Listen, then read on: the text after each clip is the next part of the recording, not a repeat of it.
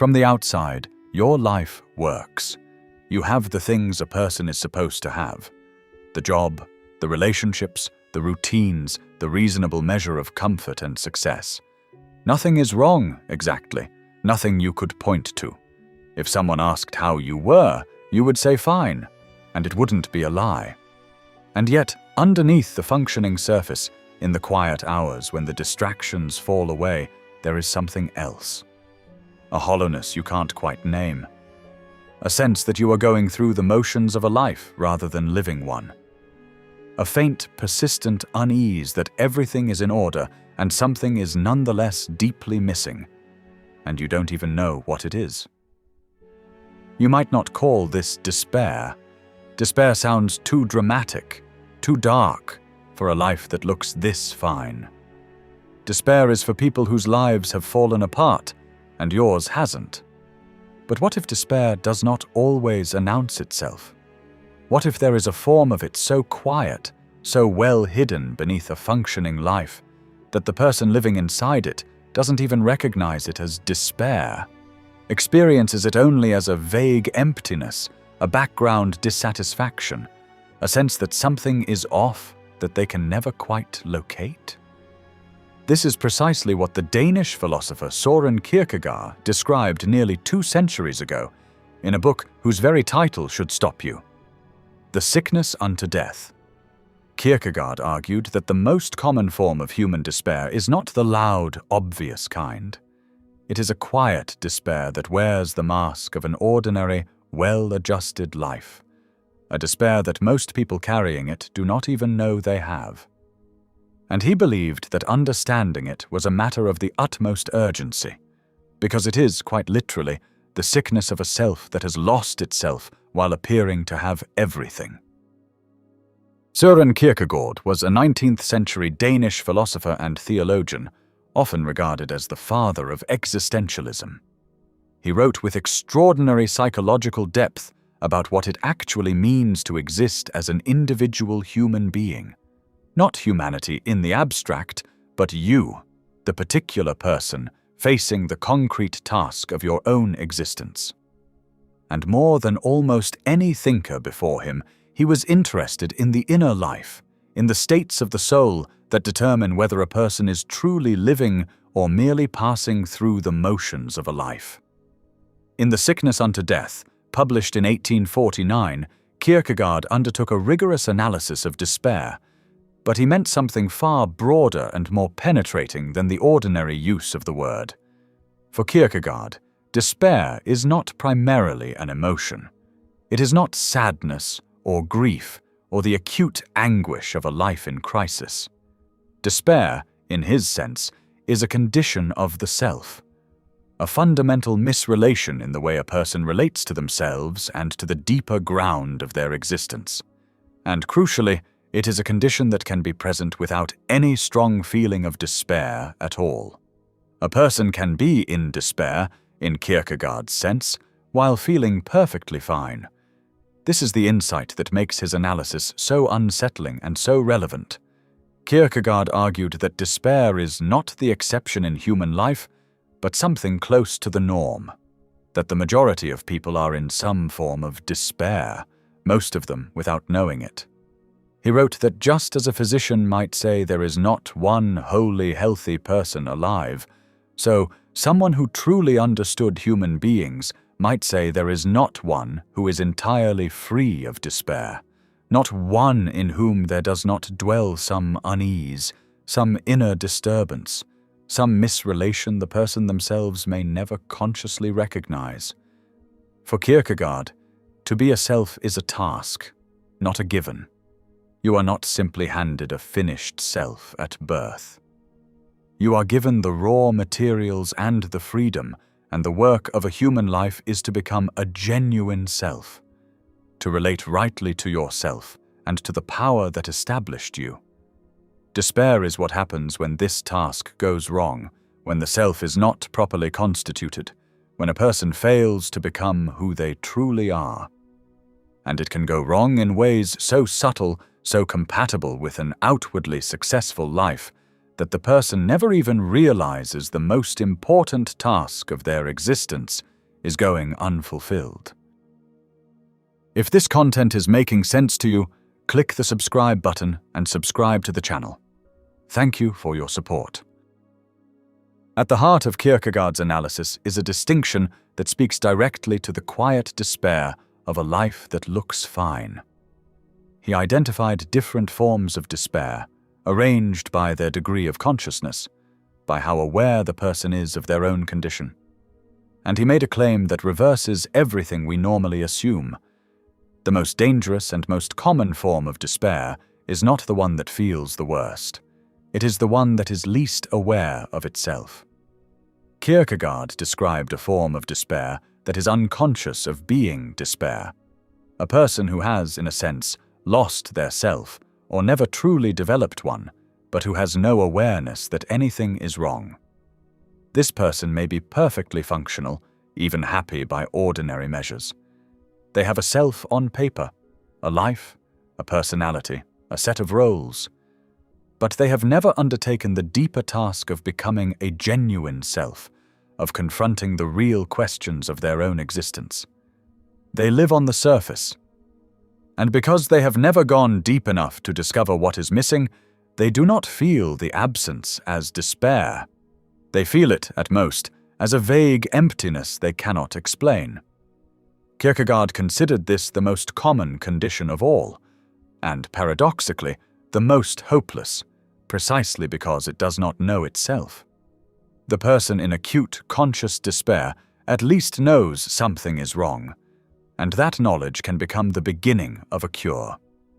But the person in unconscious despair, the person whose life looks fine and feels mostly fine, has no such starting point. They are, in Kierkegaard's striking image, further from the truth and from salvation, because they do not even know they are lost. Their very contentment is a kind of trap, keeping them from ever confronting the deeper task they are failing to fulfill. He described how this despair operates in the ordinary, busy, well-adjusted person. Such a person, he observed, gives themselves over entirely to the world, to their work, their social roles, their pursuit of the things everyone pursues, the endless round of activity and distraction that fills a modern life. In doing so, they gain the world, in a sense. They fit in, they succeed, but they lose something the world can never give back: themselves. And the loss occurs so quietly, so gradually, so invisibly, that no one notices, least of all the person themselves. Kierkegaard put it in words that have never lost their force. The greatest hazard of all, losing the self, can occur very quietly in the world, as if it were nothing at all.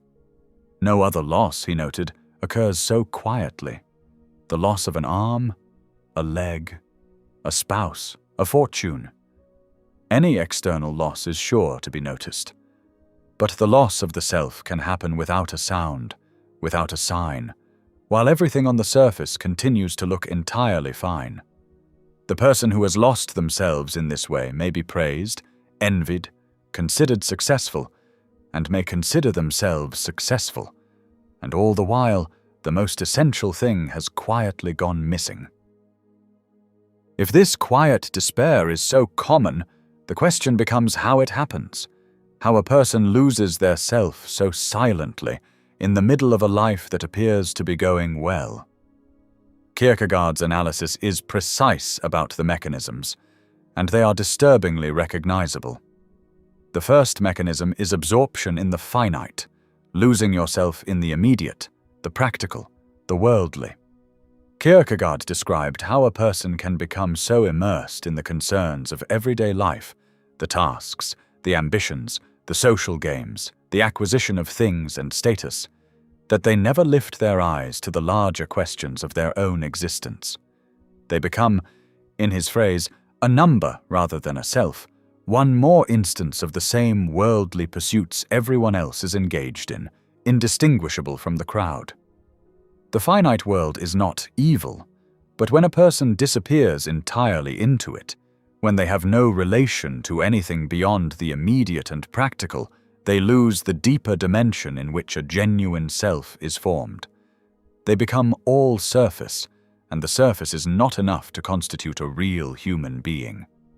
The second mechanism is conformity, losing yourself in the crowd, in what Kierkegaard viewed as the great leveling force of the public.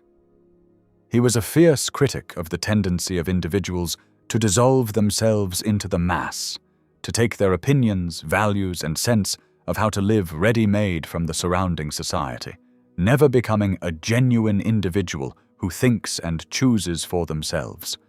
The person who lives entirely by the standards of the crowd, who does what one does, wants what one is supposed to want, measures their life by the yardstick everyone else uses, has, in Kierkegaard's view, surrendered the very thing that makes them a self. They have become an instance of the general rather than a true individual. And this surrender is comfortable, even pleasant, which is exactly why it is so dangerous. The crowd offers belonging and relief from the terrifying responsibility of becoming yourself.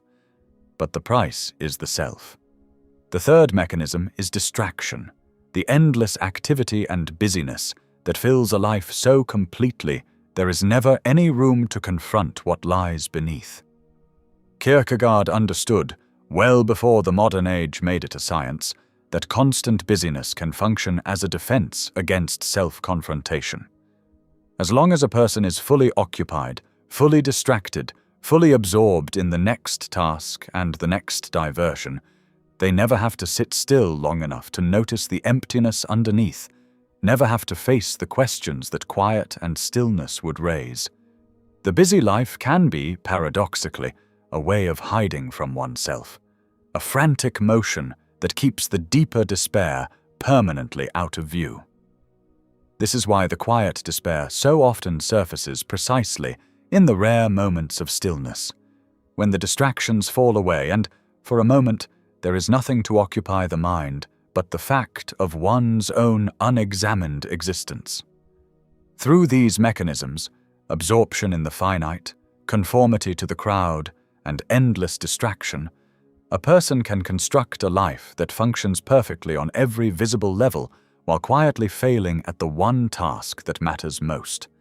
They become someone the world recognizes and rewards while never becoming the self they were meant to be. And they may never know the difference, because everything looks fine, and fine is precisely the disguise that this particular despair wears. Kierkegaard did not diagnose the sickness in order to leave you sick. His entire purpose was to awaken the individual to the task of becoming a genuine self. And though he was a demanding thinker who offered no easy formulas, his analysis points clearly toward the movements that lead out of the quiet despair.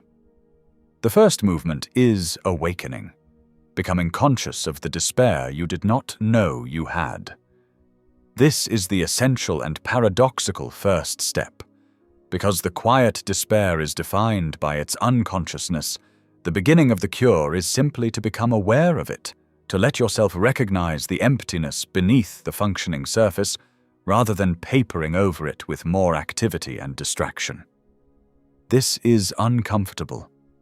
It means allowing the vague unease to become conscious, letting yourself feel the hollowness you have been avoiding, admitting that a life that looks fine may not be a life that is truly yours. Kierkegaard believed this awakening, painful as it is actually a step forward. That conscious despair, which knows itself, is closer to health than the comfortable unconsciousness that came before. To feel the despair clearly is to finally have something you can work with. Kierkegaard saw a strange paradox here that is worth dwelling on. We normally assume that feeling worse is a sign of getting worse, and feeling fine is a sign of being well. But in the case of the quiet despair, the reverse is often true. The person who begins to feel the emptiness, who starts to sense that something is missing, who loses their easy contentment with a surface life, that person is not deteriorating. They are waking up. The discomfort is the sign of returning life, the way sensation returns painfully to a limb that has gone numb. and so the very unease you might be tempted to medicate away, to distract yourself out of, to treat as a problem to be eliminated, may in fact be the most valuable thing happening in your inner life. The first evidence that the self you lost is beginning to stir. To rush to make the discomfort disappear is to silence the one voice that could lead you out. The second movement is turning inward, reclaiming your existence as an individual rather than a member of the crowd. Kierkegaard's great emphasis was on becoming what he called the single individual, the person who takes responsibility for their own existence rather than dissolving into the mass. This means beginning to ask the questions the crowd never asks. Not what does one do, but what should I do? Not what does everyone want, but what do I actually want? Not how does one measure a good life, but what would make my life genuinely mine? It means withdrawing your existence from the automatic pilot of conformity and taking up the demanding, frightening, exhilarating task of choosing your own life.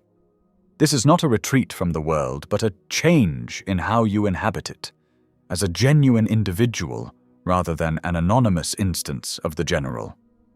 The third movement is to confront the questions that busyness has been hiding, to stop using distraction as a defense against your own existence. This means, quite practically, creating the stillness in which the deeper questions can finally surface. It means allowing yourself moments free from the endless occupation, sitting with the discomfort that arises, and letting yourself actually face the fundamental matters of your life. What you are living for, what you believe, what you are afraid of, who you are beneath the roles you perform. The quiet despair thrives on never being examined. To examine it, to turn toward it deliberately rather than fleeing into the next distraction, is to begin dismantling it.